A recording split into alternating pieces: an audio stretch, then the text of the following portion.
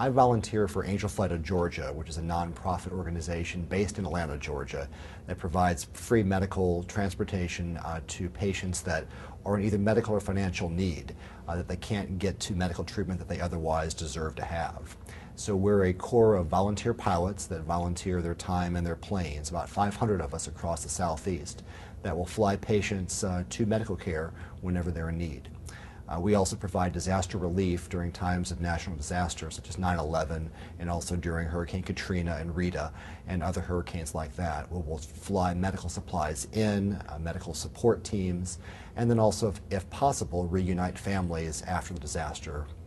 Most all of our pilots are actually have another profession. Like, for example, I'm an attorney with Jones Day in Atlanta, but just own my own plane and fly for recreation. But this is a way to give back something to the community. So all of our patients, they're spread out across the country. Most again are in the Southeast, as are our pilots. So if we have a mission that needs to go from Valdosta, Georgia to Memphis, there's hopefully a pilot that lives close in that area, and we'll hook the two up together and coordinate the flights between the two. This year alone, we've already flown 1,700 missions among our pilots. So every year, we get larger and larger, both in the pilot base as well as our patients. We get, more word of mouth. People know about us. So it allows us to really make more of an impact in the community every year. Our planes are all very small planes. They're general aviation planes, so they hold anywhere from 2 to 6 people. They are small planes. Some people call them affectionately the tin cans. So all of our patients are ambulatory. That is, they can walk, they can get in the plane themselves. Some do have oxygen, but otherwise, they are hopefully able to get in and out of the plane on their own. It really is designed for individuals that are going to medical care on a repeat basis. We've got patients that are as young as newborns, as old as 93 years old. Our average, though, the majority of our patients are under 16, and over 30% are under 3. So it's patients that really need to go on a repeat visit. And even if you're very well off, if, for example, your child had a burn and has to go to a burn center once a week for 6 months, even if you have, a lot of financial resources, that would put a burden on financially and time-wise on any family.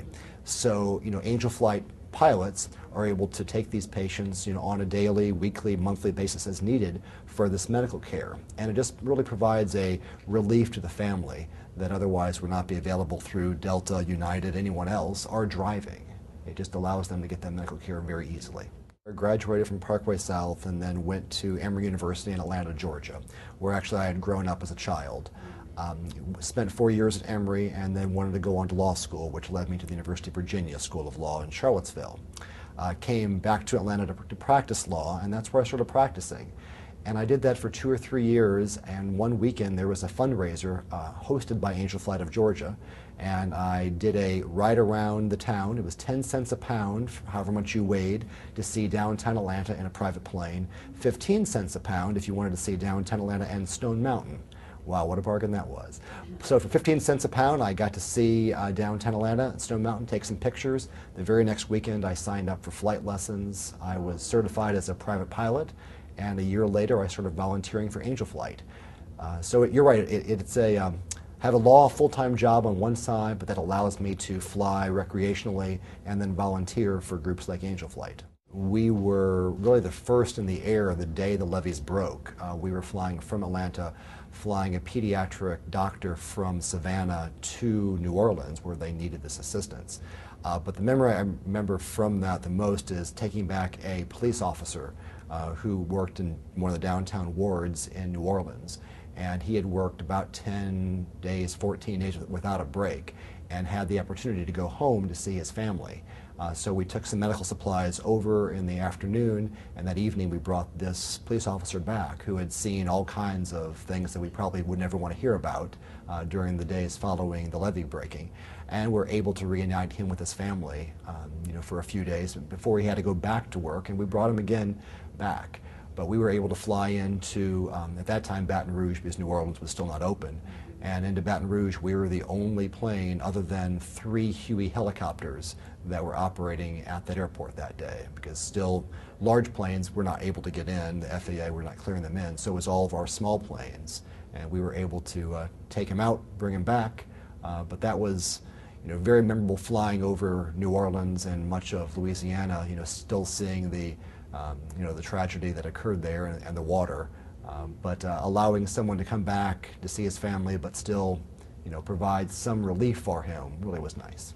I think even at Parkway South there was a lot of trying to give back to the community, and that was at South, at Emory, and at Virginia. So it has not manifested this way into flying until, again, I was already practicing law. But giving back to the community was really something that Parkway South and the Parkway District tried to, I think, teach all their students. It may have took more so than others than not, but I think even from day one, that sense of you have so much and you're so lucky to be where you are, and the hope is that you can give it back to others that may not be as fortunate. I was very involved in high school, mostly in debate and choir and drama.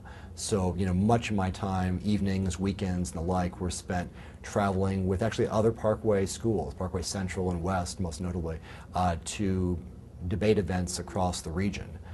As well as a number of plays and choir trips. So a lot of on the road even then. No planes, it was all buses, but got to travel to a lot of places in the central area, and got to see a whole lot of people. But debate really took the most of my time in high school. I practice employment and labor law for Jones Day. We're the largest firm in the world. We've got approximately 3,000 lawyers spread across the entire world. We have 14 offices in the United States alone. And I practice in labor and employment law, so it's defending employers in discrimination lawsuits, harassment claims, and the like. But that's what keeps me busy from the 8 to 5 job, and then at nights my angel flight job or other community involvements. A lot of my debate experience probably did lead me to being a lawyer, and that really is a function of having great coaches and mentors at South, that who led me to where I am. There are definitely a few coaches and teachers that really made a difference, and one of those is Becky Pierce, who is still teaching at Parkway South, and she was our debate coach, mentor, friend, also a drama director. I mean, she really did it all, and that's really the reason why I am here today. Without her encouragement and support, myself as well as a lot of other students would not have succeeded or really believed in themselves as much as they hopefully do to get them to where they are today. So a lot of teachers like that, really, they're unsung heroes in a lot of ways. I know quite often teachers just don't get the praise, money, or credit they deserve, but it really is some people that you can never repay for what they give to students.